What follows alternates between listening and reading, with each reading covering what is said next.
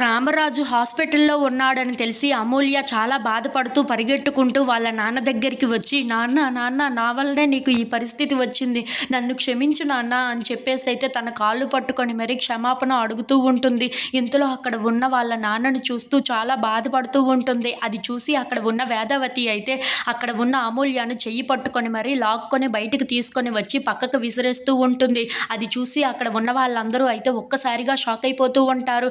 ఇంతలో అక్కడ ఉన్న ప్రేమ మాత్రం, అత్త ఒక్కసారి ఆగత్తా అని చెప్పేసి అయితే అంటూ ఉంటుంది. మీరెవ్వరూ ఏమీ మాట్లాడకండి అని చెప్పేసి అయితే అంటూ ఉంటుంది. ఇంతలో అక్కడ ఉన్న అమూల్య మాత్రం, నాన్నని చూడనివ్వమ్మా అని చెప్పేసి అయితే అంటూ ఉంటుంది. ఇంతలో అక్కడ ఉన్న వేదవతి మాత్రం, ముద్రష్టపుదాన నువ్వు ఎలా చూడగలవే ఆయన్ని, అయినా ఇదంతా జరిగింది నీ వల్లనే కదా అని చెప్పేసి అయితే అక్కడ ఉన్న అమూల్యని తిడుతూ ఉంటుంది. ఆ మాటలు విని అక్కడ ఉన్న వాళ్ళందరూ అయితే ఒక్కసారిగా షాక్ అయిపోతూ ఉంటారు.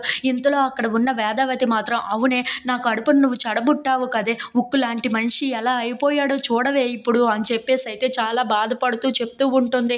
ఆ మాటలు విని అక్కడ ఉన్న వాళ్ళందరూ కూడా అయితే చాలా బాధపడుతూ ఉంటారు. ఇంతలో అక్కడ ఉన్న అమూల్య మాత్రం, అమ్మ ఒక్కసారి నాన్నని చూడనివ్వమ్మా, నాన్న దగ్గరికి వెళ్ళనివ్వమ్మా అని చెప్పేసి అయితే చాలా బ్రతిమలాడుతూ ఉంటుంది. నేను చెప్పేది కూడా కాస్త వినమ్మా అని చెప్పేసి అయితే అంటూ ఉంటుంది. ఆ మాటలు విని అక్కడ ఉన్న వేదవతి అయితే చేసిందంతా చేసేసి, ఇంకా ఏం చెప్పాలనుకుంటున్నావు, ఇంకా ఏం చేయాలనుకుంటున్నావు, అయినా నువ్వు ఆయన దగ్గరికి వెళ్ళడానికి వీలు లేదు అని చెప్పేసి అయితే అంటూ ఉంటుంది. ఆ మాటలు విని అక్కడ ఉన్న అమూల్య అయితే చాలా బాధపడుతూ ఉంటుంది. నిన్ను గుండెల్లో పెట్టి పెంచుకున్నాము కదే, నిన్ను ఎంత అల్లారి ముద్దుగా పెంచుకున్నాము కదే, నువ్వు మా గుండెల మీద తంతావని అస్సలు ఊహించలేదే, అయినా ఆయన్ని చూసావా ఇప్పుడు బెడ్ మీద ఎలా ఉన్నారో, ఇదంతా ఎవరి వల్ల జరిగింది, నీ వల్లనే జరిగింది, ఇంకా బ్రతికున్నాడా చనిపోయాడా అని చూడడానికి వచ్చావా ఏంటా అని చెప్పేసి అయితే అడుగుతూ ఉంటుంది. ఆ మాటలు విని అక్కడ ఉన్న అమూల్య ఇంట్లో ఉన్న వాళ్ళందరూ అయితే చాలా బాధపడుతూ ఉంటారు. చూడు నీ వల్లనే ఇదంతా జరిగింది, ఆయన ఏం మనిషి, నిన్ను అపురూపంగా పెంచుకున్నాడు కదే, చిన్నదానివి అని చెప్పి నిన్ను గుండెల మీద ఎత్తుకొని మరీ పెంచాడు, నీలాంటి ఆడదాయి ఆయన్ని చూడడానికి వీలు లేదు, నువ్వు మర్యాదగా బయటకు పోవే, ఆయన దగ్గరికి కూడా నువ్వు రాకు అని చెప్పేసి అయితే అమూల్యాన్ని ఈడ్చుకొని వచ్చి మరి హాస్పిటల్కి బయటికి తోసేస్తూ ఉంటుంది. అది చూసి అక్కడ ఉన్న వాళ్ళందరూ అయితే చాలా బాధపడుతూ ఉంటారు. ఇంతలో అక్కడ ఉన్న అమూల్య మాత్రం, అమ్మ కాస్త నేను చెప్పేది వినమ్మా అని చెప్పేసి అయితే చాలా బ్రతిమలాడుతూ ఉంటుంది.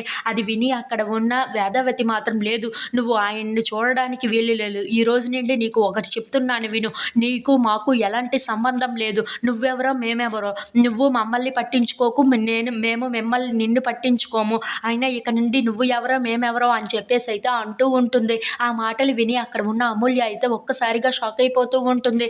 ఇంతలో అక్కడ ఉన్న వాళ్ళందరూ అయితే, అత్తయ్య ఆగండి అని చెప్పి అన్నా సరే వినిపించుకోకుండా, నువ్వు ఇక్కడి నుండి ఆయన దగ్గర నుండి ఇరుపంచులకు రాగు అని చెప్పేసి అయితే కసురుకుంటూ అక్కడి నుండి వెళ్ళిపోతూ ఉంటుంది.